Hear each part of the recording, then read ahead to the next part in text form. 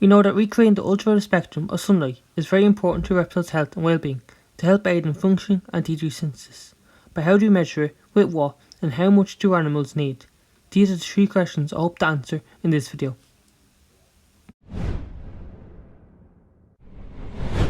The tool needed in measuring the output of the ultraviolet spectrum is the Solarmeter 6.5. A Solarmeter 6.5 is a rectangular handheld device that can measure from 280mm to 400mm, which is perfect for most reptile keepers. As we know, the ultraviolet wavelength that we need for reptiles for T3 synthesis to occur is 200nm to 315nm. The Solarmeter 6.5 was originally developed to measure the strength of ultraviolet from the sun to protect humans from getting sunburned. The Solarmeter scale starts at 0 and goes upwards as you come out of shade or get close to the ultraviolet emitting light or source. We call this Solarmeter scale UVI, or ultraviolet index. The higher the UVI, the greater power of the sun, which slowly rises at dawn before reaching its peak at midday and then slowly decreasing at dusk. Now we will look at Ferguson zones. Don't worry, we'll get back to the Solarmeter 6.5 later in the video. What are Ferguson zones and who created them?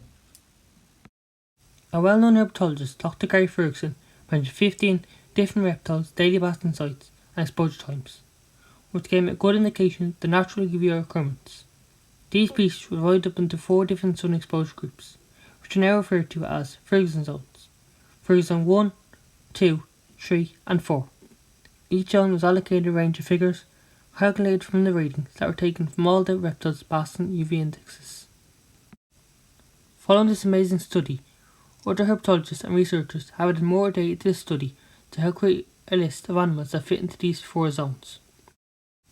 Now this is where the Solarmeter 6.5 comes back in and takes its part. With the help of other herpetologists and researchers around the world, adding to Dr. Gary Ferguson's work, they were able to find out which reptiles fall into which Ferguson zone. This was an amazing study, which led to a decrease in reptiles with MBD or metabolic bone disease, as popular reptile brands were able to develop UVB bulbs that were adequate for different reptiles in different Ferguson zones.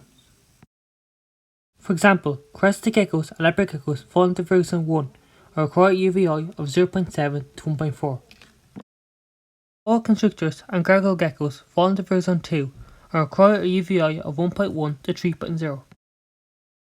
Bearded dragons and acumonitors fall into Ferguson 3 and require a UVI of 2.9 to 7.4. Bosque monitors or rhinoceros iguanas fall into Ferguson 4 and require a UVI of 4.5 to 8.0. To find out which Ferguson zone, UVI and UV bulb your reptile requires, you can use the Accredited Reptiles Light Guide on the website.